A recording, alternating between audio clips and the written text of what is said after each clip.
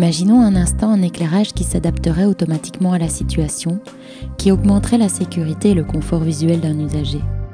Un contrôle intelligent qui éclairerait les routes au bon moment, au bon endroit, dans la bonne direction avec la bonne intensité. Enfin, un système qui réduirait la facture énergétique de 80% et diminuerait de 70% l'empreinte carbone de la production des luminaires. N'imaginez plus, ils l'ont fait. L'ASPI est vraiment de plus en plus impliquée dans le développement durable. Et en tant que gestionnaire de parcs d'activités économiques, nous avons trouvé vraiment insupportable le fait qu'il reste éclairé en période de non-activité ou de faible activité. Et nous avons essayé de constituer une équipe multidisciplinaire pour répondre à cet objectif. Le projet GEPADI était né. Il était innovant et tout à fait original par la mixité des acteurs, dans ce cas-ci 2 universités différentes, des entreprises privées et de pouvoirs publics. Et c'est grâce à Monsieur le ministre Marcourt, ministre de l'économie, que ce projet est né parce qu'il a assuré son subventionnement. L'UCL se lance en premier dans l'aventure en mettant au point un nouveau principe mathématique, une formule d'un éclairage public plus respectueuse de l'homme et de l'environnement. En étudiant le modèle mésopique, on s'est rendu compte que la lumière blanche était beaucoup plus adaptée à la vision nocturne. Ce qui est très innovant dans le système GEPADI, c'est qu'on a des capteurs sous les lampadaires qui vont détecter un mobile et qui vont le suivre dans sa course sur la route et qui vont adapter automatiquement la puissance des lampes, non seulement en intensité, en valeur maximale absolue, mais également tout au long du trajet. On va voir les lampes s'allumer au fur et à mesure et diminuer au fur et à mesure en fonction de la progression du véhicule, mais également en fonction de ses ressentis en termes de confort, de sécurité et d'ambiance lumineuse. L'ULG prend le relais en dotant le luminaire de la puissance du numérique sur mesure.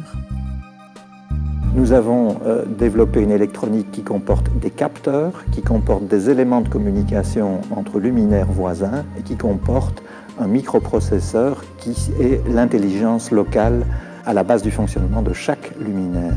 Qui dit microprocesseur dit évidemment programme taillé sur mesure.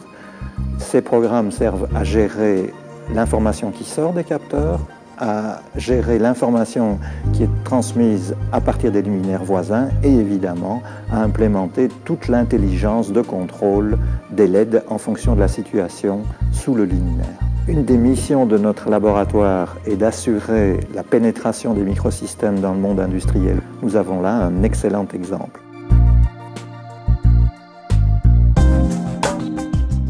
Spécialisé dans le domaine de l'éclairage, Artos apporte sa pierre à l'édifice en concevant et en produisant les premiers prototypes. En termes de design, nous avons collaboré avec la société Innov, M. Tillman, qui lui est designer industriel. Nous avons voulu 2 choses dans le design, un design intemporel, c'est-à-dire que ce luminaire puisse se décliner comme si c'était un luminaire fonctionnel, ou alors un luminaire décoratif en y associant des crosses, des crossettes, des mâts avec des styles différents. Notre leitmotiv et nos valeurs sont bien sûr l'environnemental. On est assez sensible à tout ce qui est émissions de carbone. C'est un luminaire très facile, donc déjà dans sa réalisation, dans son montage à la production, dans son montage final sur site. Et nous allons surtout voir en fin de vie, donc dans 40 ans, que ce luminaire est entièrement recyclable. On a une grande économie d'énergie, 70 à 80%, ce qui fait qu'il y a un payback time, donc un retour sur la veste, qui sera tout à fait possible en tous 5 ans.